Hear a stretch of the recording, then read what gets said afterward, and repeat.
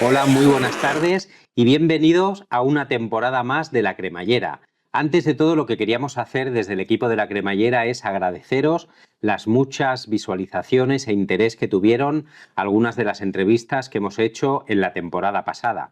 Como bien sabéis, hemos dejado que pase el verano. Ha sido un verano calentito y no me refiero solamente a la temperatura y al cambio climático que estamos sufriendo, pese a que hay quien lo sigue negando, sino también desde el punto de vista de la geopolítica y de la política nacional e internacional, que sabéis que también es una parte de lo que nos interesa aquí en La Cremallera. Esta temporada, que empezamos hoy con esta entrevista que ahora os presentaré, pretende ser también interesante desde el punto de vista de la reflexión para acercarnos y darnos claves sobre lo que está pasando en el mundo en un contexto tan complejo, tan complicado y muchas veces tan disparatado como el que estamos viviendo. Os decía que hemos vivido un verano calentito, un verano movidito, no solamente desde el punto de vista climático, sino también desde el punto de vista de la política internacional, ¿no? Empezamos el verano pues con las amenazas que ya estábamos acostumbrados de Donald Trump, de más guerra comercial, el debate que hubo en torno al aumento del 5% de armamento en la Unión Europea y también en los países de la OTAN. Y eso nos ha llevado al equipo de La Cremallera a hacer una reflexión. Y es que muchas veces, y justamente con aquel debate, se hablaba precisamente de cómo el aumento en el gasto militar tendría que repercutir también en recortes en los servicios sociales, ¿no? En recortes de la educación pública, de la sanidad pública, de las pensiones públicas, de las políticas de dependencia, en definitiva, del estado del bienestar. Pero pocas veces ponemos el foco en cómo esa industria armamentística y ese clima bélico y de guerra lo que hace también es dejar una huella en el planeta, una huella ecológica negativa para el conjunto del planeta, y justamente de eso es de lo que queríamos hablar hoy en este primer capítulo de esta nueva temporada de La Cremallera. Y para hacerlo tenemos con un especialista de estos temas, una entrevista con un especialista de estos temas. Él es ingeniero agrónomo y máster en economía y política agraria. Actualmente trabaja en AgroXarxa, es también activista en Extinction Rebellion, que es la desobediencia civil ecologista, y ha sido técnico de desarrollo rural y jóvenes agricultores en el Ministerio de Agricultura, Pesca y Alimentación. Hoy bajamos la cremallera y tenemos con nosotros a Héctor Escudero. Héctor, muy buenas tardes. Buenas tardes. Lo primero, gracias por la invitación. Gracias a ti por venir aquí y por estar con nosotros a pasar un rato para hablar justamente de temas que nos interesan. Yo antes de empezar quería también recomendar a toda la gente que nos esté viendo que se lean un artículo que tú publicaste justamente antes del verano en Mundo Obrero. Correcto. Explícanos un poco el título del artículo y de qué iba la reflexión que hacíais. Bueno, siempre cuando en contextos, sobre todo en contextos como los que estamos ahora mismo, ¿no? Tenemos la guerra de Gaza, pero tantas otras, ¿no? Tenemos la guerra de Ucrania también, que son las dos que están causando más impacto. Pues siempre se pretende y siempre se quiere estudiar desde todos los puntos de vista, ¿no? Cuáles son los impactos de estos conflictos, ¿no? Y con este interés y con esta perspectiva, es un tema que ya cuando se organizó la cumbre en 2022 de la OTAN en Madrid, pues mucha gente nos pusimos a estudiar sobre el tema, aliándonos con todo tipo de actores sociales del mundo ecologista, y creo que es de lo que vamos a hablar hoy. Sí. Y ya iremos un poquito desgranando lo que fuimos encontrando. Pero en definitiva, al final, cualquier política, ¿no? Esto es una cosa que se dice a menudo, ¿no? Cualquier política es climática, y sin duda la política de la guerra es climática y tiene mucha relación con la transición ecológica. Yo empiezo con un dato que decías tú en el artículo que a mí sinceramente me sorprendió, es decir, que incluso a la gente que más o menos estamos interesados por esta huella ecologista y climática que dejan las guerras, no solamente de rastro de sangre y de muerte, sino también de deterioro de las condiciones climáticas en el planeta, y decías que en el mundo, sobre la Tierra, se han detonado alrededor de 2000 bombas nucleares, que es Eso una exageración desde que es se una puso barbaridad. en marcha la bomba nuclear. ¿Qué huella ecológica deja esto en un planeta como el nuestro? Bueno, como decías, efectivamente, lo primero que se cobra una guerra son vidas y más vidas y es una cuestión absolutamente trágica y además queda otra víctima, ¿no? Invisible que es el medio ambiente, son los ecosistemas, que parece algo más banal y efectivamente yo creo que no están al mismo nivel. Sin embargo, es una cuestión eh, evidentemente muy importante. Tanto es así, yo decía en el artículo que desde 1945, bien sabéis que en una bomba nuclear no es, hay que hacer muchos ensayos previamente y la cifra está justamente en 2000. En el 45 Estados Unidos empezó los primeros ensayos, sobre todo en el mar, utilizando bombas nucleares submarinas y demás. Esto tuvo un impacto, esto tiene un impacto evidente por toda la radiación que emite una bomba de estas dimensiones y de esta naturaleza y además todos los impactos en el fondo marino y etcétera, etcétera. Y claro, tú también reflexionabas en ese sentido que casi todas las industrias Esto es terrible.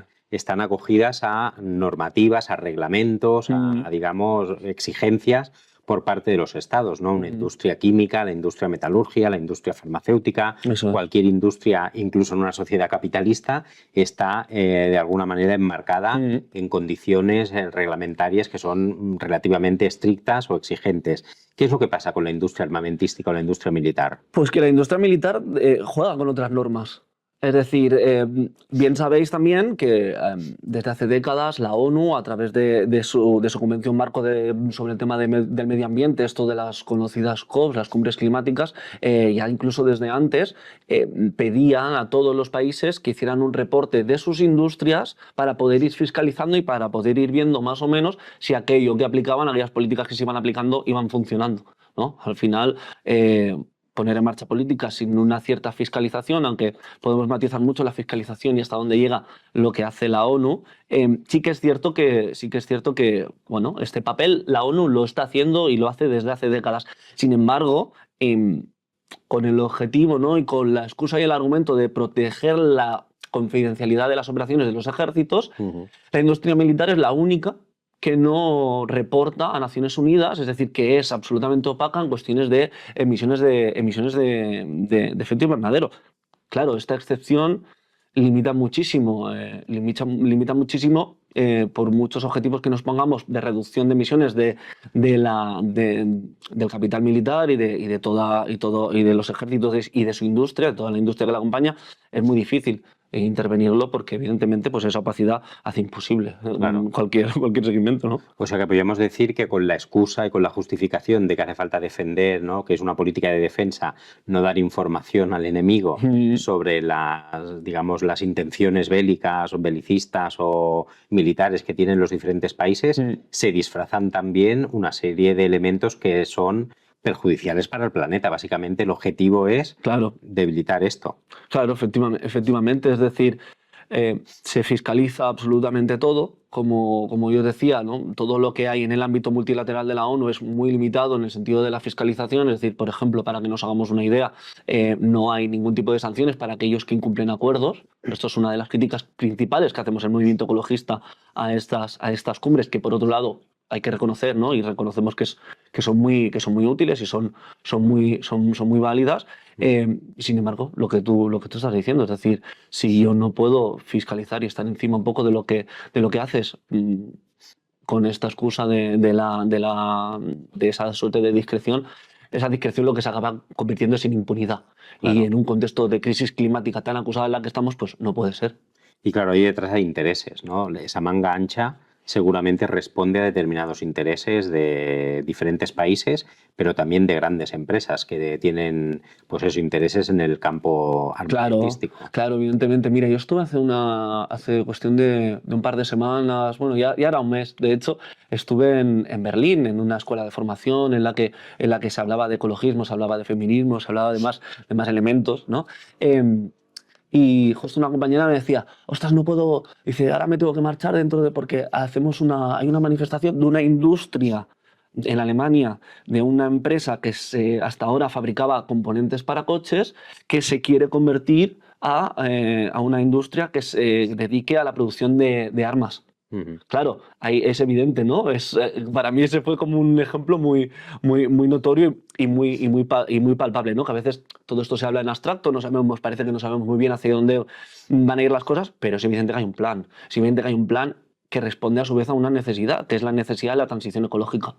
Claro, o sea que detrás de las palabras como las que hemos escuchado antes de verano de von der Leyen y todo Mm. esto, hay intereses de estas empresas que quieren hacer negocio con la guerra. Claro, por supuesto, y además siempre se ha hecho este discurso, ¿no? Y hace ya unas décadas también pasaron los ministerios de guerra, pasaron a denominarse ministerios de defensa, Claro. ¿no? Eso también es parte de esa batalla cultural, ¿no? Que siempre hablamos tanto. Y dentro de toda esa estrategia, toda esa industria que hay en marcha, pues es cierto que hay muchos intereses. Al final los ejércitos nunca han sido para salvaguardar la vida. Claro. Los ejércitos no han sido, los ejércitos han sido un elemento de disputa y siempre han estado en el centro de esa disputa los recursos naturales. Las guerras de Afganistán, comandadas por la OTAN, prácticamente la guerra de Ucrania cuando se lanzó,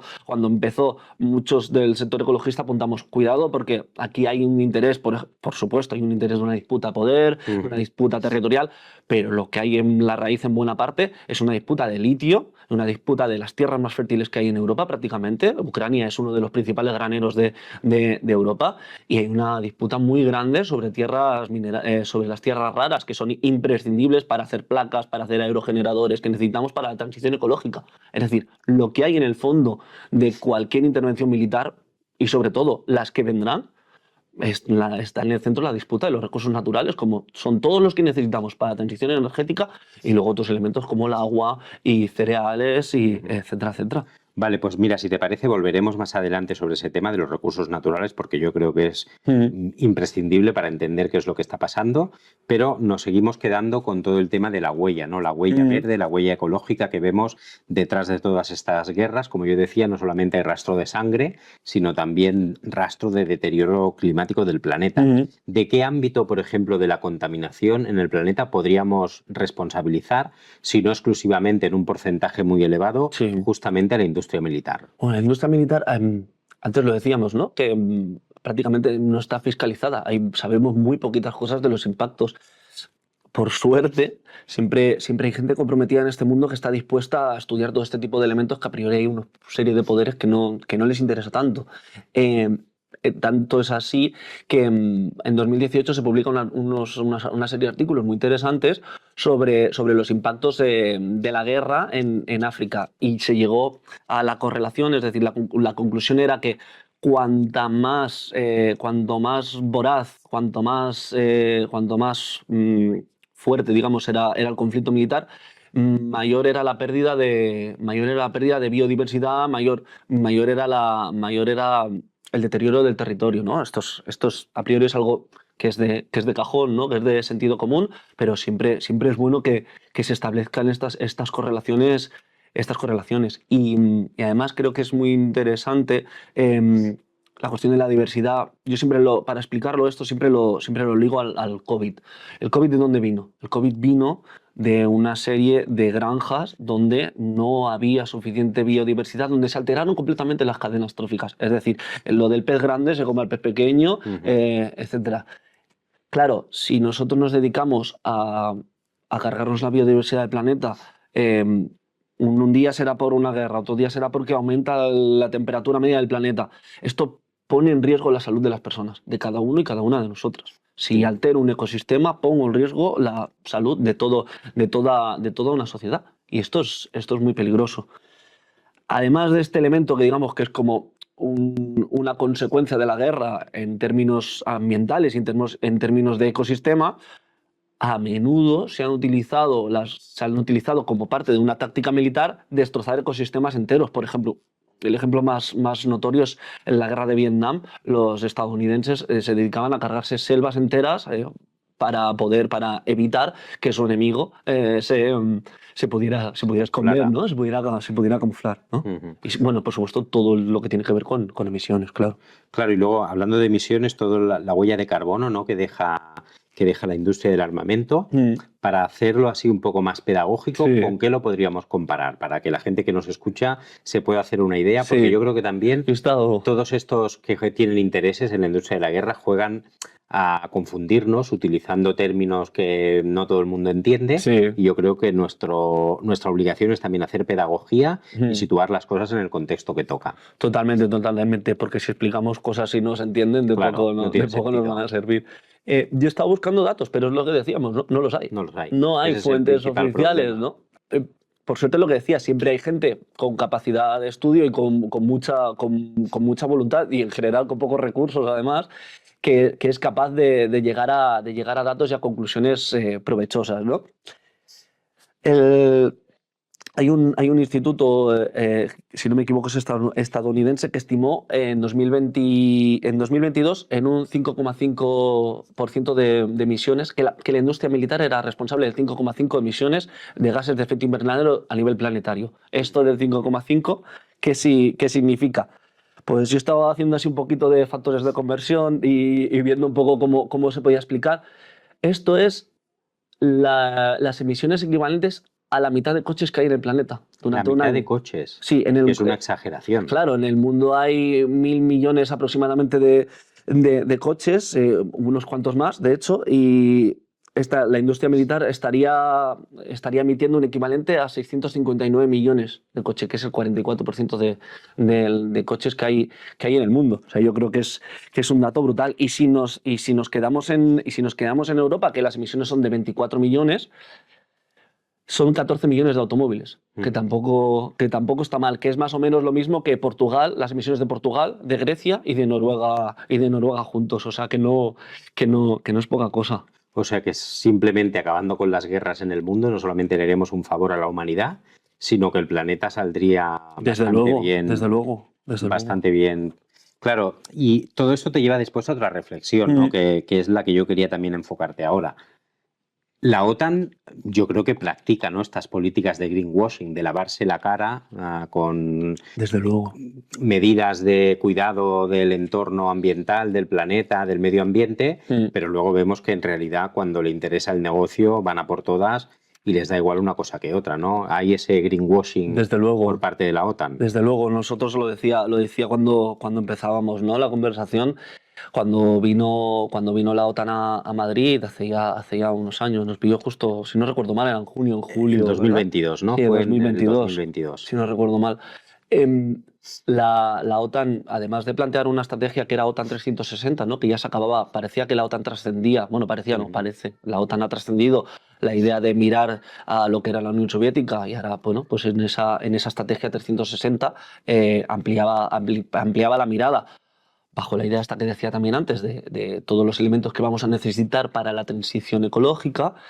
La OTAN planteó en ese momento también, aprovechó esa cumbre para hablar de objetivos de neutralidad climática, ¿no? Que esto, en el contexto este que hemos vivido del aumento del 5% de gasto militar, ¿cómo vamos a bajar las emisiones si aumentamos, ¿no?, es un oxímoron totalmente. el gasto militar? Pero fíjate que a mí esto me parece muy interesante porque y a mí me gusta contarlo como una victoria, porque se ha implantado, es decir, es tan de sentido común que hay que preservar el planeta que hasta una organización como la OTAN, que unas organizaciones como los ejércitos y toda la industria militar, no es ajena a todo el debate social que hay en torno a todo esto. Es decir, a veces nos cuesta... Los movimientos ecologistas han conseguido que la hegemonía sea la defensa del medio ambiente. Eso es. Y estos tienen que hacer malabarismos para seguir haciendo lo que han hecho siempre, intentando engañar a la gente. Por lo menos incorporarlo en el discurso. Y eso en sí mismo ya es una victoria en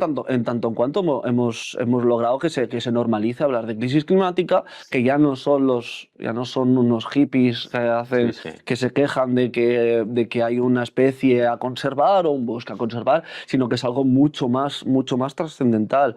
Y en el 22 lo que planteaba la OTAN era reducir emisiones, por un lado, que es lo que decía antes, ¿no? Es un poco un oxímoron, teniendo en cuenta todo esto del aumento de gasto militar que está tratando que impone Trump. luego compensar las emisiones, que esto siempre es muy tramposo, porque es muy complicado. Parece que si yo aumento emisiones y planto árboles que captan CO2, parece que eso que deja de ser un problema, ¿no? Y por último, y para mí esta es la más interesante, lo que planteaba la OTAN en esos días y lo que aprobó la OTAN en esa cumbre era una suerte de transición hacia energías limpias. Y esto puede parecer un elemento muy banal, pero es un elemento fundamental, porque cuando estudiábamos toda la documentación que planteaba, ¿no? que se debatía en la cumbre de la OTAN, directamente Estados Unidos en sus informes lo que planteaba era: si nosotros seguimos dependiendo del petróleo, vamos a tener menos capacidad de intervención en los conflictos. Es decir, o cambiamos nuestra flota, digamos, cambiamos nuestros medios de intervención, toda nuestra tecnología hacia elementos menos dependientes, es decir, elementos, armas y equipo vinculados a energías limpias, o otras potencias del mundo nos van a pasar por delante porque puede comprometer nuestra capacidad de intervención. Esto lo plantean directamente en sus documentos, esto está escrito, lo puede consultar cualquiera. Y es un análisis, claro, de hecho es muy honesto, claro, y muy realista, ¿no? Y claro, tú hablabas, ¿no?, de esta cumbre de la OTAN del 2022 que acordó la neutralidad climática para el año 2050.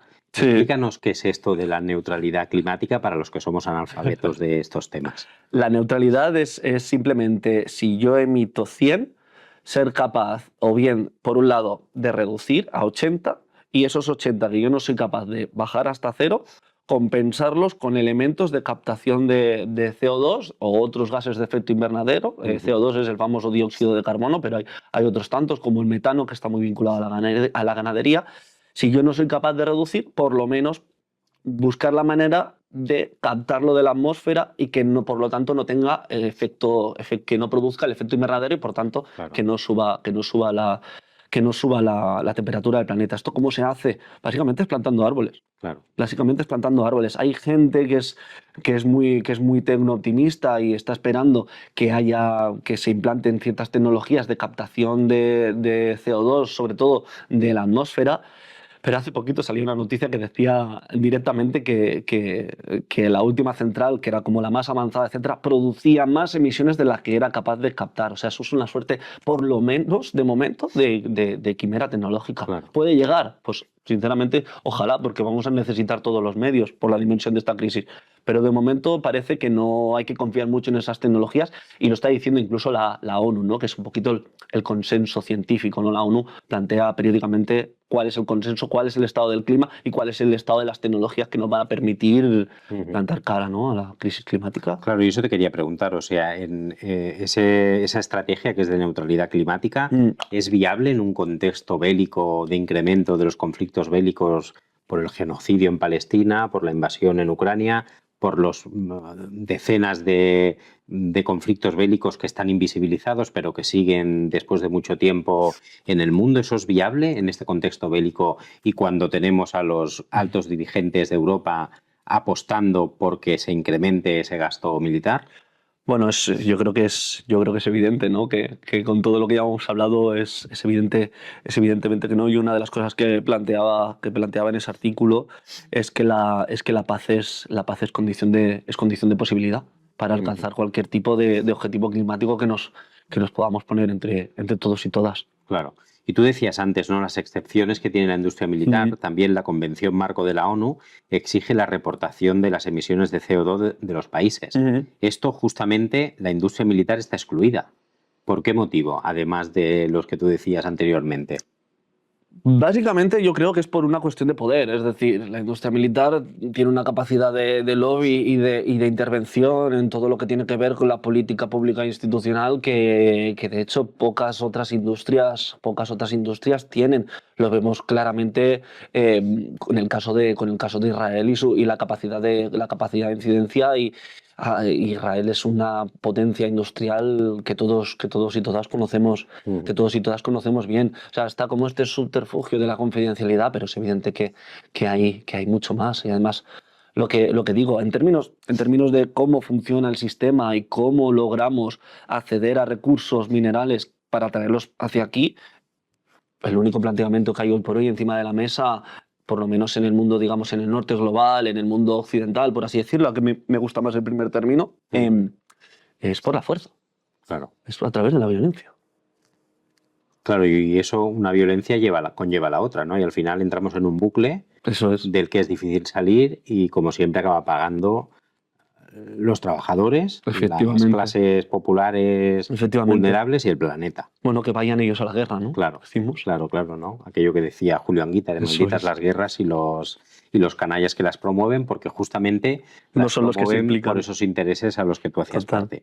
Y claro, en ese sentido, la consecuencia que tiene esa excepción es letal para el medio ambiente. Sí. O sea, imagínate que yo te digo que un grupo de personas quedan anualmente y acuerdan muchas cosas, plantean unos objetivos muy, muy ambiciosos, ¿no? Es como si yo te digo que, o sea, plantean todos estos objetivos ambiciosos, ellos se reúnen todos los años y luego no acaba de pasar nunca nada, ¿no? Claro. Es lo que decía, ¿no? Es como si yo te digo que he dejado de fumar y cuando estoy contigo no fumo, pero tú no sabes el resto del año qué es lo que estoy haciendo, no sabes lo que hago en mi casa, no sabes cómo, si efectivamente o no he dejado Ni lo sé ni tengo fumar. manera de fiscalizarte. Correcto, que tú no es tienes lo que manera de decías ver y eso, antes. eso en parte está bien, ¿no? Que tú no puedas ver lo que yo hago en mi casa, ¿no? Entonces, esto es efectivamente esto es lo que ocurre en cada cumbre del clima que nos encontramos. Este año es en Brasil y parece que tiene un poco mejor pinta que en otras ocasiones, pero esto es efectivamente lo que ocurre cada vez que hablamos de las consecuencias de este tipo de excepciones y sobre todo de esta no fiscalización. Un acuerdo que no se puede fiscalizar es un acuerdo que de facto no existe. Papel mojado. Absolutamente, Claro. absolutamente. Y vamos a un tema que tú lo anunciabas antes y que yo creo que es muy, muy importante, ¿no?, para entender todo, que son los recursos naturales. Los recursos naturales y especialmente los minerales críticos, que son los que tú hacías mención también como origen, ¿no?, del conflicto en Ucrania, nos explican un poco todas las tensiones geopolíticas que estamos viviendo en la actualidad. Desde luego, yo creo que las explican ahora, las han explicado y las han explicado siempre, de hecho. Es lo que planteaba antes. La guerra de Afganistán, evidentemente, había muchos elementos que llevaron a invadir este país, pero de fondo, sobre todo, lo que había era una cuestión vinculada al control del recurso natural, en este caso el petróleo. Es decir, el incentivo que era entonces el petróleo, ahora el incentivo va a ser los elementos y todos los minerales que necesitamos para la transición energética. ¿Cuáles son estos minerales? Sí. Porque todos llevamos de estos minerales encima durante todo el día y los tenemos en buena parte del día. Explícanos ejemplos concretos para que entendamos. Por ejemplo, lo que hablamos. todos los teléfonos móviles, uno de estos, cualquiera de estos, tiene litio. Tiene litio. El litio es imprescindible para las baterías de los teléfonos, el litio es imprescindible, de momento al menos, aunque hay alternativas, para las baterías de los coches eléctricos, para buena parte de ellos, aunque se están planteando y van a aparecer alternativas como, por ejemplo, si no me equivoco, el cobalto. El cobalto es otro de los elementos que tienen todos los teléfonos. De hecho, ahora aquí en España se están reabriendo, y esto de nuevo parece que es una cosa silenciosa y que no está muy claro cómo se está organizando, pero de facto lo está.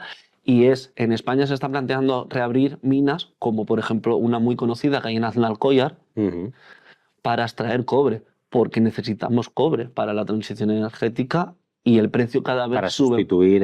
Para sustituir, por ejemplo, el coche privado de combustión, que seguramente no tendremos coches eléctricos para todo el mundo y tendremos que buscar una alternativa para poder promover el tren y para poder promover toda la electrificación de toda la industria, ¿no? De buena parte de la industria, la que permita hacerlo, porque habrá otra que no pueda ser.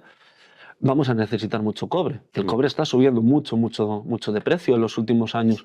Entonces, una mina que hasta ahora no era rentable, quizás, o no había un interés empresarial en abrirla, como la de Aznalcóllar, ya no por una cuestión de costes, etcétera, sino incluso por una cuestión social, de oposición, etcétera, por todo el desastre que provocó aquella mina, ahora vuelve a haber interés, porque efectivamente el cobre va muy buscado. Hace unos meses estuvo Macron en Serbia planteando tratos con cuestiones vinculadas a la minería. Y aquí de nuevo los que vamos a padecer toda esta planificación, los que vamos a salir desfavorecidos de esta planificación que la Unión Europea ya tiene hecha, somos el sur de Europa. Aquí se van a concentrar las minas y y las partes de la cadena de valor, como puede ser el reciclaje, como puede ser la transformación, ya se está planteando que se concentren en países como Francia, como Alemania, como los países nórdicos, etcétera, etcétera, ¿no? Entonces, a ver, habíamos quedado el litio, lo necesitamos para que haya baterías. Para las baterías, sobre todo. ¿De qué países podemos sacar litio? Sobre ¿O qué todo países vamos son a, ricos en sobre litio? todo vamos a sacar litio de países de Latinoamérica.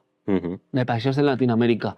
Que también explica las tensiones geopolíticas que hay allí. Sin duda, Bolivia en Bolivia tienen los principales, iba a decir manantiales, las principales fuentes, las principales minas de litio se encuentran en Bolivia, y hace no mucho todos recordaremos que hubo un intento de golpe de Estado en Bolivia, que por suerte por suerte no cuajó, pero en Perú sí que lo hubo y sí que funcionó. En Chile han habido dudas también. Y luego, por ejemplo, también uno de los sitios donde hay mucho litio y donde hay mucho conflicto social es en Extremadura.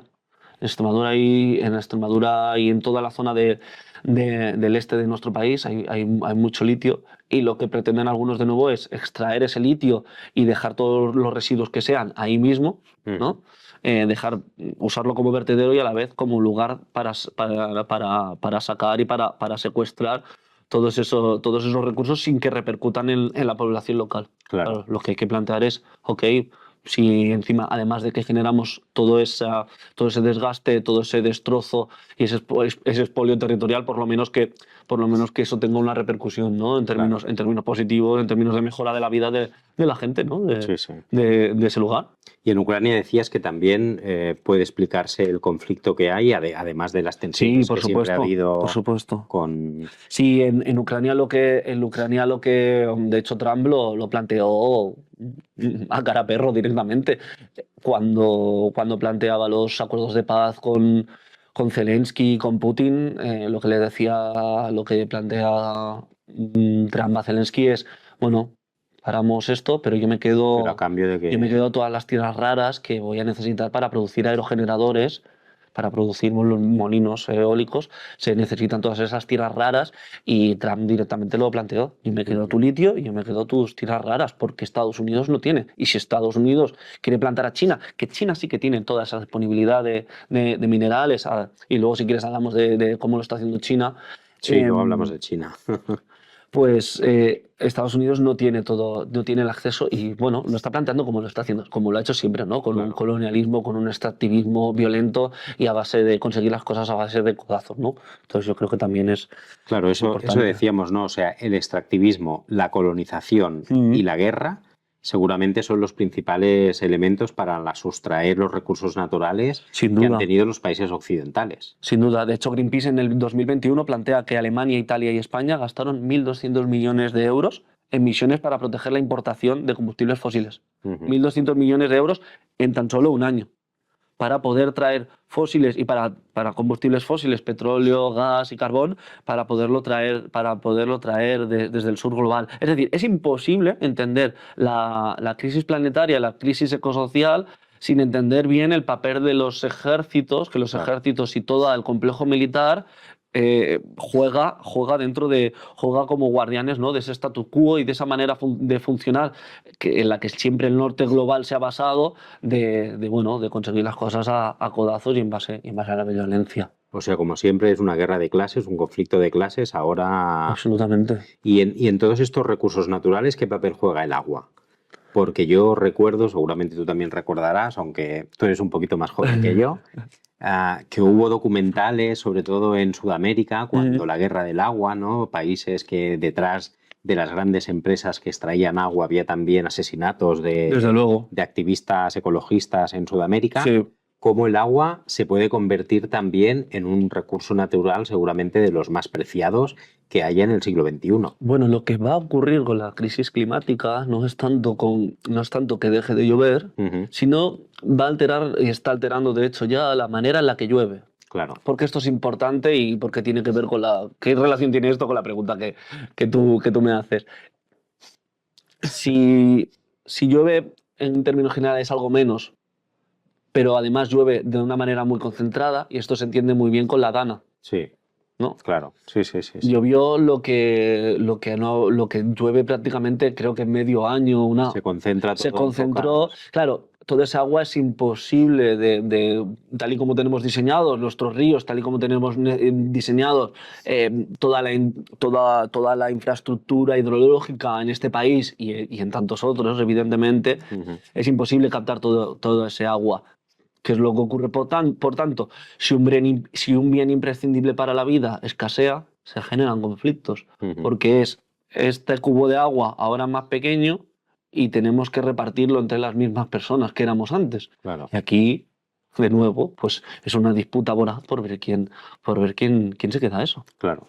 Y hablabas antes de China. ¿Qué papel está jugando China en todo esto? China está haciendo algo muy interesante y muy distinto, ¿no? China está aplicando otro paradigma en el sentido en la manera en la que afronta la transición energética. Para empezar, China es el país que más invierte en transición energética. Ujú. Porque son mejores, porque son peores, porque son más buenos, porque son más malos, porque están más o menos Por implicados necesidad o por por voluntad, por necesidad, lo que sea. por necesidad. Pero cuando dices de transición energética, ¿es en renovables o abres el abanico Sobre todo en sobre renovables, todo en sobre todo en renovables? renovables, es decir, lo que decía, es el país que más invierte en molinos, Ujú. en placas, en presas, en energía hidroeléctrica, en energía maremotriz, es decir, aprovechar Sí. las mareas del mar, valga la redundancia.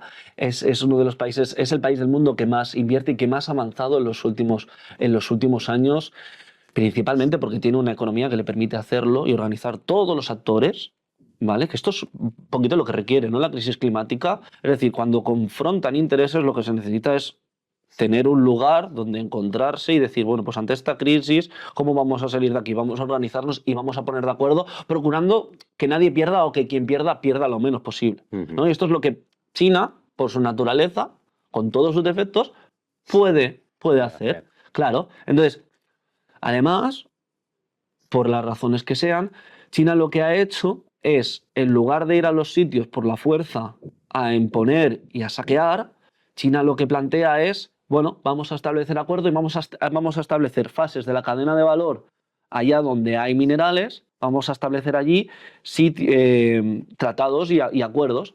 Es decir, en Zimbabue, por ejemplo, hay muchísimo cobre. China ha llegado a acuerdos con Zimbabue para, en las minas, además de hacer lo que se plantea la Unión Europea en Extremadura, que es extraer todo el litio y llevárselo. China lo que ha planteado es, bueno, vosotros además de extraer vais a transformar y vuestra vida también va a mejorar y os vais a aprovechar no solo de la parte más jodida, que es la minería, que Ujú. yo creo que en España además es una actividad que conocemos muy bien. eh, no solo vais a quedar con esa parte, que es la que además genera muchos residuos y genera mucho deterioro de los ecosistemas y del ambiente, sino que por lo menos os vais a quedar otra parte.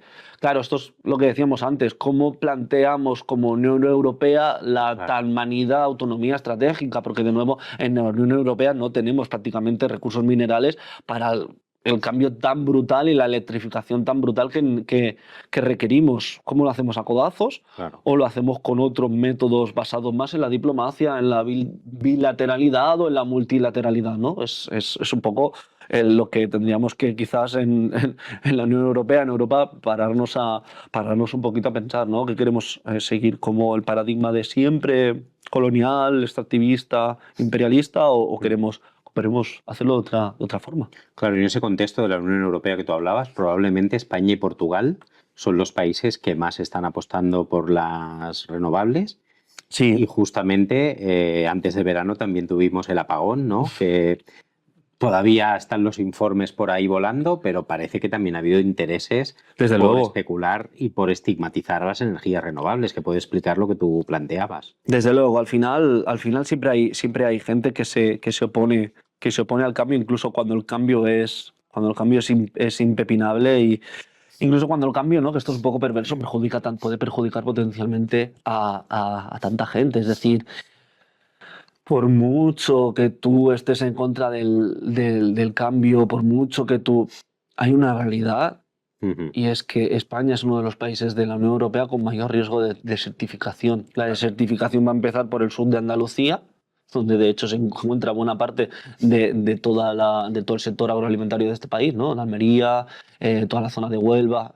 Todo eso se va a ir, se puede potencialmente, y todo apunta lamentablemente a que así va a ocurrir, donde que se va a ir desertificando y donde antes hablábamos de agua, ¿no? En los invernaderos de Almería están notando como cada vez los acuíferos están más vacíos. Claro.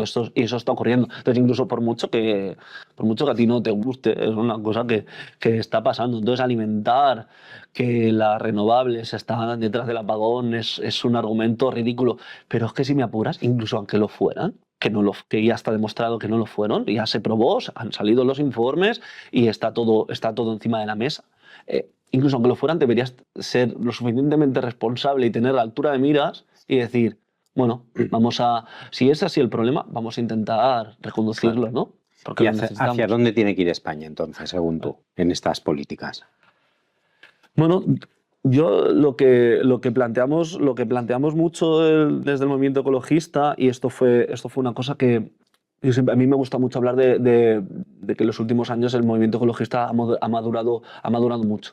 Ha madurado mucho porque se hace cargo no solo del paradigma este conservacionista de vamos a preservar bosques, vamos a preservar las especies, que tal, que por supuesto, eso hay que seguir haciéndolo, pero el movimiento ecologista hace un giro muy positivo, a mi parecer, y al de mucha otra gente, que es cuando se incorpora el concepto de justicia climática. Ujú. Cuando se incorpora el concepto de justicia climática, tú lo que estás haciendo es incluir y que nadie, ¿no? Este eslogan que se utiliza mucho, que es que nadie quede atrás. Es decir, el cambio climático, lo que hemos estado diciendo, va a afectar a tu vida y el cambio climático ya lo está haciendo. El cambio climático ha provocado unas olas de calor, como hemos visto este mismo verano, como no se habían visto nunca. Siempre decimos en el movimiento ecologista que este es el verano más fresquito de lo que te queda de tu vida, porque el siguiente va a ser Ya. más caliente y Sí, sí. y el siguiente también. El cambio climático va a hacer que cada año haya más olas de calor y con las olas de calor vienen muertes. O sea, Claro. esto no es una cosa baladí. No es que pases un verano más, sino que... No es un verano malo. Claro. No es un verano malo, es un verano malo que además acopula las consecuencias de los veranos anteriores, y eso lo notamos porque cada vez se están estudiando más. De hecho, es muy interesante los efectos persistentes Claro. en términos de salud de la crisis climática y del aumento de la temperatura del planeta. O sea, ya no es solo que a ti te dé un golpe de calor, sino que además la ola de calor del año pasado y el calor del año pasado hace que tus riñones, por ejemplo, estén peor Se van acumulando. y que todo tu sistema cardiovascular esté perjudicado, y esto es una cosa que se va sumando, ¿no? Claro. a lo que ya has ido padeciendo. Entonces, a mí lo de la justicia climática me pareció, creo que fue un gran avance para nosotros y todo lo que tiene que ver con la lucha, porque yo siempre pongo este ejemplo.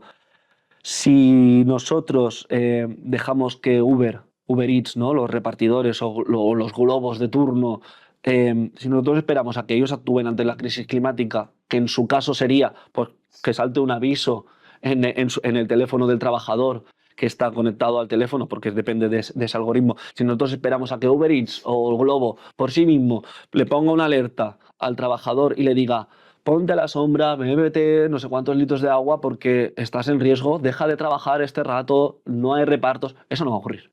Ujú. Eso no va a ocurrir. Entonces, o planteamos una salida de la crisis climática con justicia climática, o mucha gente, vamos a ser los de siempre, además, nos vamos a quedar atrás. Claro.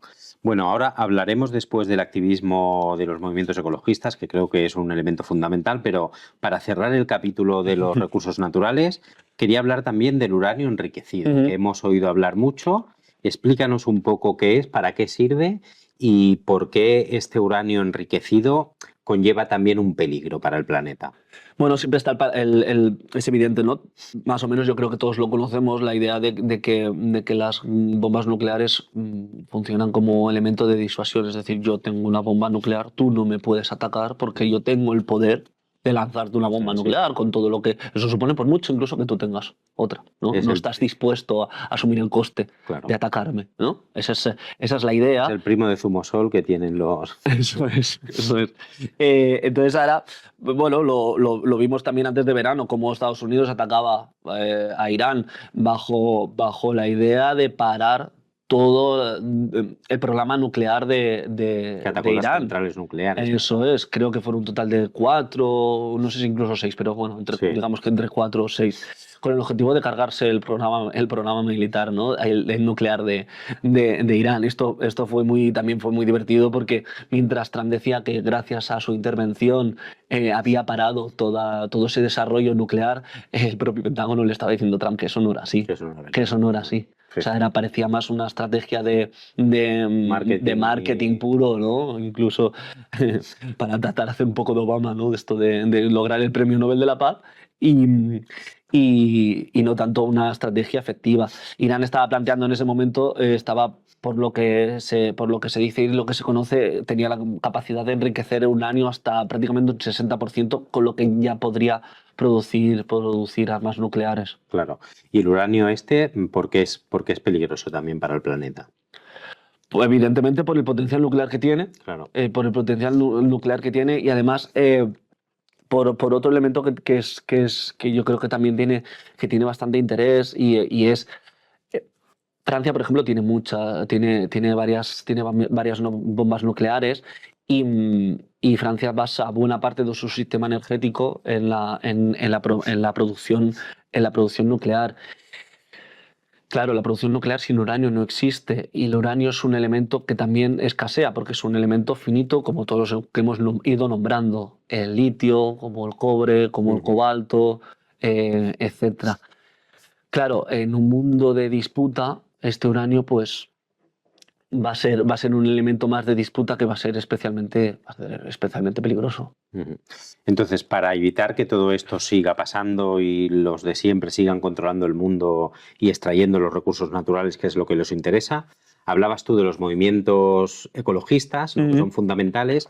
Yo diferenciaría también del activismo antimilitar, ¿no? Que también Sí. tiene que jugar un papel importante, Sí. también con una perspectiva, si quieres, un poco más poliédrica, pero que es algo que a mí me preocupa siempre en el marco de los movimientos sociales y en este caso de los movimientos ecologistas. ¿Hay coordinación internacional entre los movimientos ecologistas Desde luego. para por lo menos intentar frenar estas políticas capitalistas? Desde luego, de hecho, los días que ocurrió la cumbre de OTAN en Madrid, a la que hemos hecho antes mención, nosotros organizamos una contracumbre, nosotros Rebelión o Extinción, planteamos una contracumbre junto con otras organizaciones que nada tienen que ver a priori con la cuestión ecologista, aunque por supuesto pues, era gente implicada y convencida, Claro. pero con buena parte del movimiento antimilitarista, tanto de Madrid como del resto de Europa. Vinieron compañeros y compañeras de toda Europa, vinieron de Asia, vinieron de África, vinieron de Estados Unidos, también vinieron de América Latina, compañeros y compañeras de todos los ámbitos del activismo. Al final, la paz, es lo que decíamos antes, Claro. es condición de posibilidad para que el resto de luchas aterricen y puedan ocurrir. Y uno de los principales agentes contra de esto es la OTAN. ¿Y en qué consisten estas contracumbres? Bueno, sí, son lugares de encuentro. Que eso en primer lugar, eso lugar ya es mucho y eso en primer lugar ya es mucho y además es una cosa bonita. A menudo ocurre que pues te encuentras gente con la que llevas mucho tiempo trabajando en formato online, con una persona que está al otro lado del Atlántico y te encuentras con ellos y eso ya en sí mismo para mí es muy gratificante con todo el esfuerzo que conlleva, ¿no? Organizar una cumbre así. Pero además, el elemento fundamental es un espacio para pensar, es un espacio para escucharnos, es un espacio donde entiendes que muchas de las cosas que estás analizando desde aquí están siendo analizadas y están siendo de una forma muy parecida en otros lugares del mundo, que a veces parece que eso no ocurre aquí. Y sobre todo es un lugar donde plantear una alternativa. Claro. Es decir, la guerra, la OTAN, la manera en la que se está planteando el capitalismo, está planteando la salida a la crisis ecosocial, no es la única. y hay alternativas, hay alternativas que nos van a permitir vivir mejor a pesar del contexto de crisis ecológica y de crisis, de esta crisis tan poliédrica y tan compleja como es la que tenemos delante.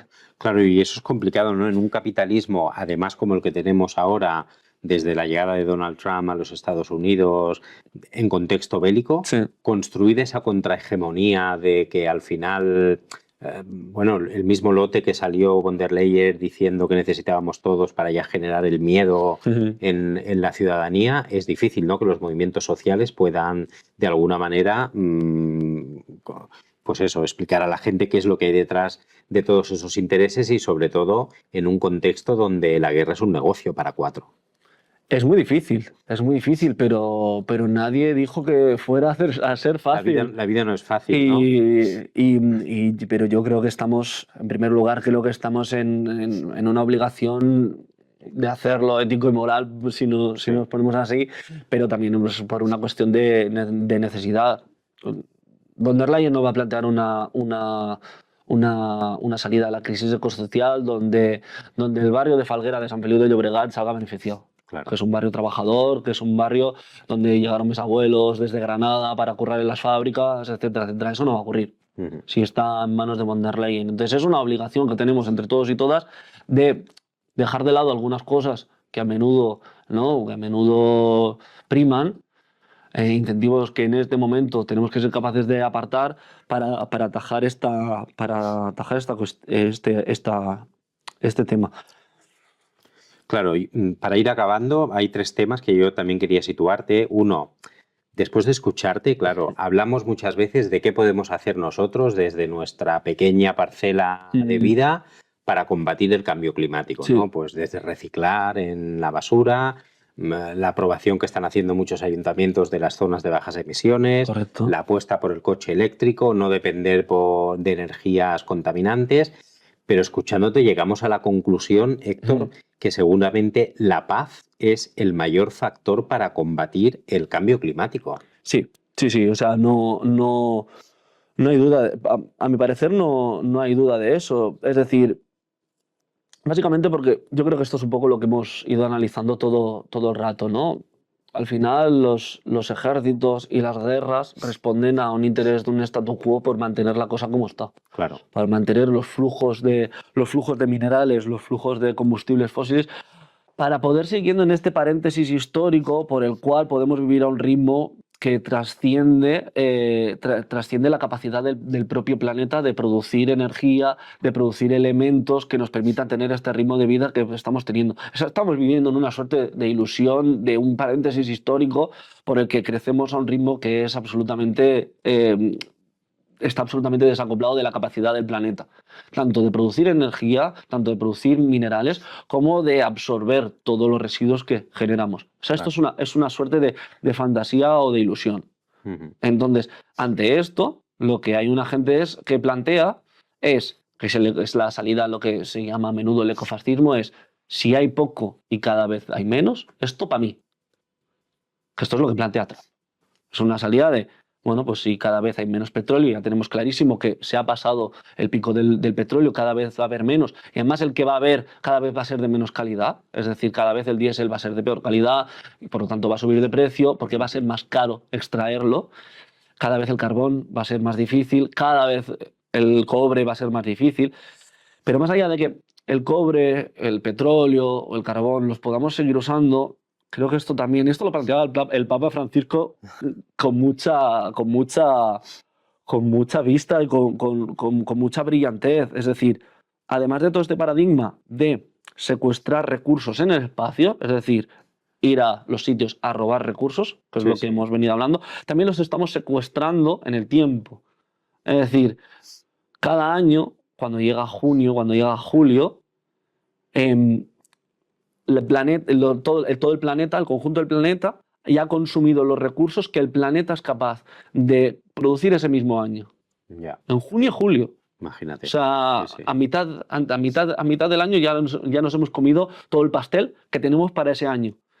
Entonces yo creo que también hay que hacer aquí un ejercicio de justicia, de corresponder a las generaciones que vendrán y tratarles de dejar un planeta en el que la calidad de vida sea buena, a pesar de todo ese descenso de disponibilidad de recursos. Es decir, vamos a vivir en un planeta donde cada vez hay menos. Y si aquí tenemos hijos, decidimos tener hijos o las generaciones que vengan detrás, creo que es de responsabilidad, ¿no?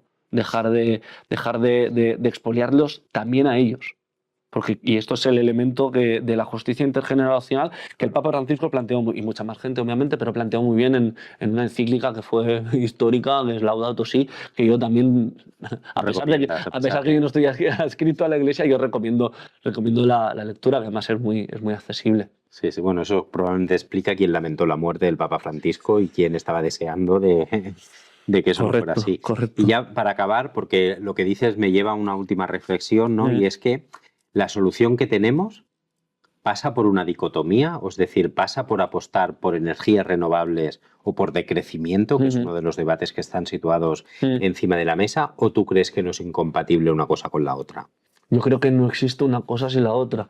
Es decir, yo lo que planteo, la manera en la que yo entiendo cómo vamos a salir de esto es entendiendo en primer lugar el decrecimiento como un dato, ya no como una idea, como una estrategia, como una ideología. No, como simplemente esto lo explica muy bien Yayo Herrero, que también recomiendo mucho escucharla y leerla. Lo plantea como un dato, es decir, es una cosa que va a ocurrir y que de hecho se está acelerando. Vivimos en un planeta finito y el capitalismo lo que plantea es vivir el paradigma del capitalismo es como si viviéramos en un mundo que es infinito, y por mucho que la tecnología pueda hacer más eficiente la manera en la que vivimos y la manera en la que usamos el petróleo o lo que sea, o el recurso que nos pueda venir a cada una a la cabeza, el mundo es un lugar finito. Por tanto, el decrecimiento y la disponibilidad de recursos cada vez es menor. Eso hay que entenderlo, eso hay que tenerlo muy claro. Y creo que la pregunta clave aquí y lo que tendríamos que estar todos, creo yo, más preocupados de lo que estamos, digamos, en este bloque histórico progresista en que por lo menos creo que aquí todos nos enmarcamos, es cómo vamos a hacer para que las generaciones futuras, en un mundo con menor disponibilidad de recursos, con un flujo de materiales, de energía más comprometido, vivan mejor. ¿Cómo lo vamos a hacer? ¿Qué es lo que vamos a plantear ahora para que en el futuro quienes vengan detrás puedan tener una mejor vida, o por lo menos, como decía Weber, tener cierto margen de maniobra? Claro. ¿No? Porque, bueno, efectivamente, la crisis climática está ocurriendo. En 2015 se planteó que no aumentaríamos más de 1,5 grados de la temperatura media del planeta. Eso ya estamos, unos informes dicen que ya estamos, otros informes dicen que estamos en 1,3, 1,4, es decir, vamos a incumplir los propios acuerdos que entre todos y todas, que entre gobiernos, a los que se llegaron en la cumbre de París del 15. Pero cada décima de grado, o sea, yo siempre digo que la crisis climática, la lucha ecologista es una lucha que nunca va a acabar, porque cada décima de grado va a contar en la manera en la que vivimos, por una cuestión de salud que hemos repasado, por una cuestión de cómo van a afectar esto a las mareas, por cómo va a afectar esto a cómo se desarrolla el resto, digamos, del cambio climático. Y si en lugar del 1,5 logramos quedarnos en 2, pues eso que hemos ganado, porque ahora mismo, por ejemplo, lo que plantean los informes es que vamos camino directitos al 2,7. Imagínate. Pues bueno, trabajaremos todos por ese horizonte de esperanza que tú planteas, que yo creo que también tenemos que ponérnoslo y grabárnoslo aquí en la cabeza, desde luego. Porque todo depende de eso. Bueno, te quería decir, Héctor, porque lo que hemos hecho hasta ahora es un prólogo. Vale. Es un prólogo para hablar de un elemento que para nosotros es fundamental, porque que sepas que lo que está esperando todo el mundo es la sección de Juanma, que es la que viene justamente Hemos hecho ahora. el calentamiento. Hemos hecho el calentamiento, pero positivo. Bueno, pues tenemos aquí a Juanma. Juanma, que te veo muy buena cara. ¿Te has sentado bien el verano? ¿Te has puesto morenito? Sí, tengo hasta la espalda un poco quemada de... Sí, pues no te voy a hacer así en plan cuñado. ¿Qué tal? Buenas. Como te decía Héctor, ahora viene la entrevista de verdad, que es la que hace Juanma. Bueno, cuando lo ha dicho me estaba riendo detrás de las cámaras, que la gente no lo sabe, pero ahora con un poco de confesiones, ya que estamos en el primer capítulo de la segunda temporada. Yo estoy detrás de las cámaras Sí. todo el rato viendo si lo hace bien o lo hace mal. Luego querido oyente, luego le pego la bronca. Bueno, yo quería comenzar, como es tradicional ya en este podcast, con una anécdota o comentando un poco lo que ha dicho el Héctor. Y no sé si tú conoces a un influencer que se llama iShowSpeed. Pues mira, es el influencer con más seguidores en Estados Unidos. Vale. Que hace el típico directo de se va a un país y está 3 horas con una cámara así. Es como estos que van de viaje, pero él está Vale. en directo todo el rato. Vale. Pues hace poco, y ahora que hablabais de China, pues él se fue a China, que luego algún día podríamos traer algún día a alguien que hable cómo los países utilizan a los influencers para lavar la cara de sus países. Ah, sí, sí, Que eso sí. con Marruecos y con otros países se ve Esos, mucho. algunos alcaldes y alcaldesas también lo han hecho. También, pero bueno, ese es sí. otro tema. Bueno, pues volviendo al tema. Se fue a China y yo creo que hasta él mismo abrió sus ojos. Bueno, no sabía porque todo era lo que le decían en los medios estadounidenses, pero él y mucha gente que lo seguía descubrió que, por ejemplo, los chinos construían coches eléctricos muy diferentes a como los vemos en Occidente. Se subió, o sea, se quedó flipando porque se subió a un coche eléctrico que iba incluso mejor, o sea, era más autonomía, más rápido, se conducía mejor, más cómodo que uno de combustión normal. Y él decía, pero es eléctrico. Me decía, sí, dice, no puede ser. Y dice, sí. Y dice, ¿y por qué en mi país no hay algo así? Entonces el chino le dice, bueno, porque tu país se llama Estados Unidos. Bueno, ha habido una transferencia muy grande, ¿no? Estados Unidos lo que planteó es, ostras, si yo quiero competir contra Rusia, que me da tanto miedo por toda la cuestión histórica que conocemos, lo que voy a hacer es, me voy a China, hago una transferencia tecnológica que es, de hecho, muchos investigadores, mucha gente de la academia considera que es la transferencia tecnológica más bestia que ha habido jamás en la historia digamos, del planeta, ¿no? Y tanto ha sido así que ahora, de hecho, los chinos han superado a todo el mundo y van por delante. Hoy leía que están planteando granjas de cerdos verticales con inteligencia artificial. Bueno, yo no sé si sabes quién es Rafael Portefeuille. No sé si te has leído algún libro suyo. Yo me leí hace un año un libro suyo escrito en el 2005. Él era el corresponsal de La Vanguardia en China por esa época. Y escribió, cuando acabó, después de sus 10 años, escribió un libro en el 2005 y él decía, los chinos están construyendo la presa más grande del mundo, Correcto. que la acabaron en 2012. Sí. Y para luchar contra la desertificación, porque yo estoy en el desierto del Gobi, el muro verde, que era poner a la gente, yo lo digo así, poner a la gente a plantar arbolitos. Sí. Y él en el 2005 lo decía, bueno, a lo mejor harán algo. 20 años después se ve hasta desde el satélite cómo han conseguido. Al final, claro, cuando tienes dinero y tienes esa capacidad, pero bueno, ya que hablabais de China, digo, pues voy a decir Muy bien. Estas cosas, pero cierro esto que es más serio y vamos a la sorpresa, que es que antes, cuando estábamos viniendo, le he dicho que teníamos una sorpresa en forma de ella. A ver. No sé si tú sabes el típico juego, lo habrás visto por internet, que es, yo te digo 3 personas y tú me tienes que decir a quién matas, con quién te casas, A ver. tendrías una noche de pasión. Entonces, bueno, nosotros lo hemos cambiado un poco yo te voy a decir 3 nombres. Vale. Y tú me tienes que decir a quién le contarías un secreto, Vale. con quién te irías de fiesta una noche y a quién matarías. Y para ponerle más INRI, yo hice una lista con letras del abecedario y con nombres que todo el mundo conoce. Y le he dicho a la IA que aleatoriamente y al azar me la agrupe por nombres. Y lo he hecho mientras estabais hablando. Te has complicado la vida, ¿no? No, porque digo, claro, si lo hago yo no lo voy a hacer al azar. Claro, no vas a ser objetivo. La IA es... Lo voy a hacer para joder.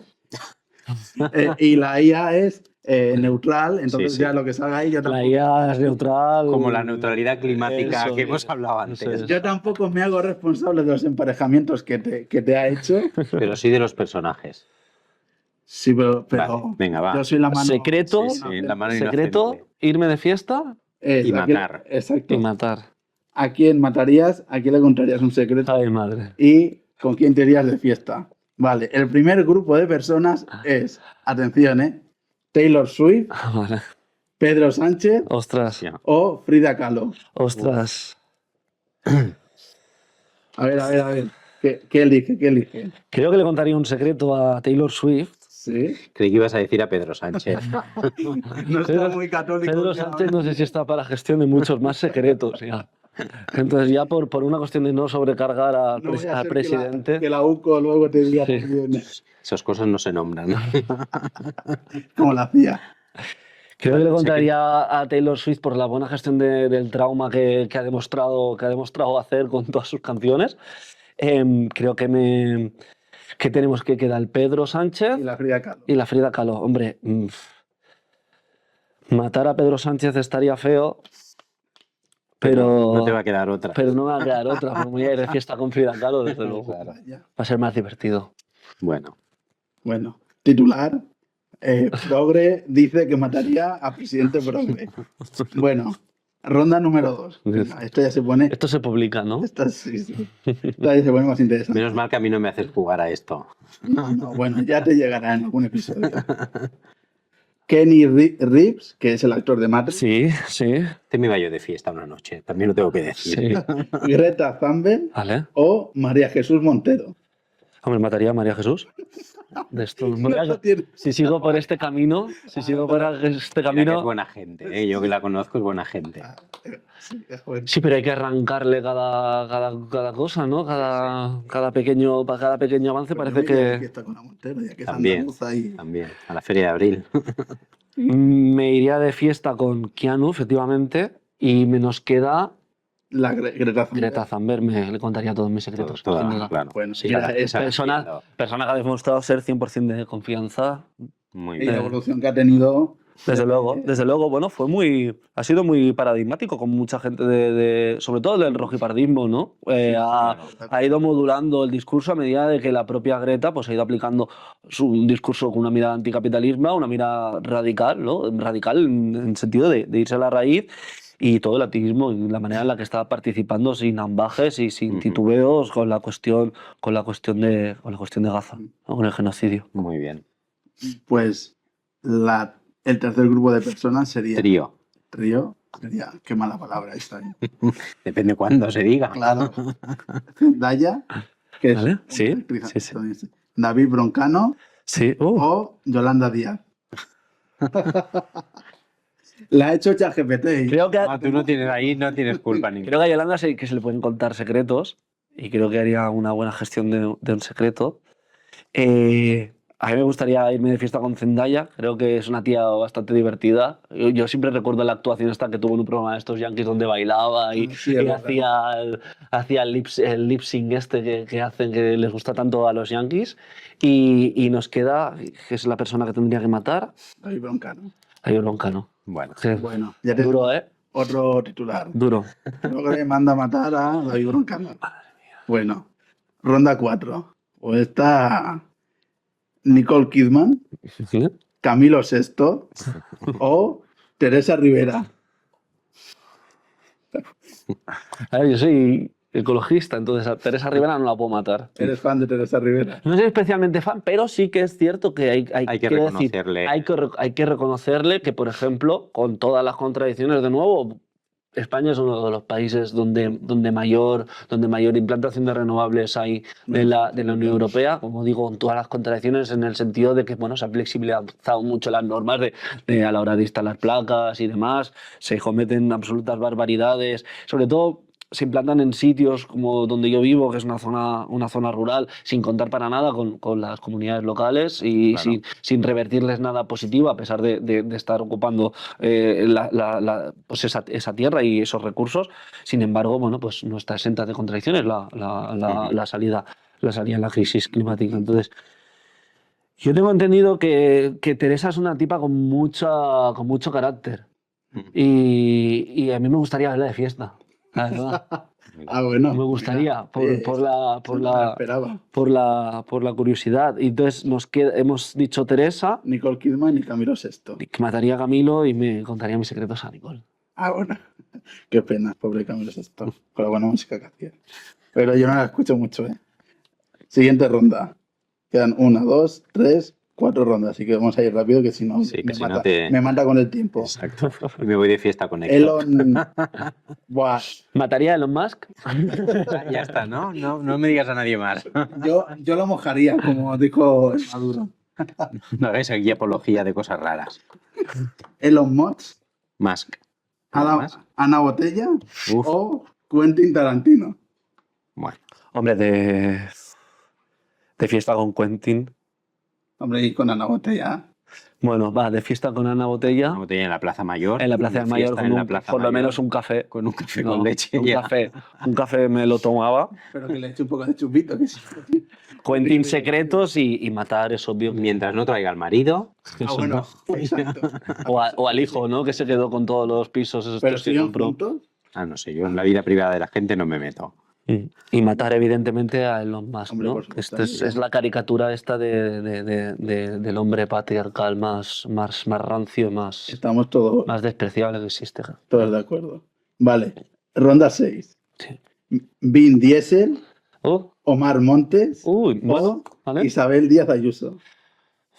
Le contaría mis secretos a Omar. Sí, me parece un tipo de confianza que me gustaría irme de fiesta.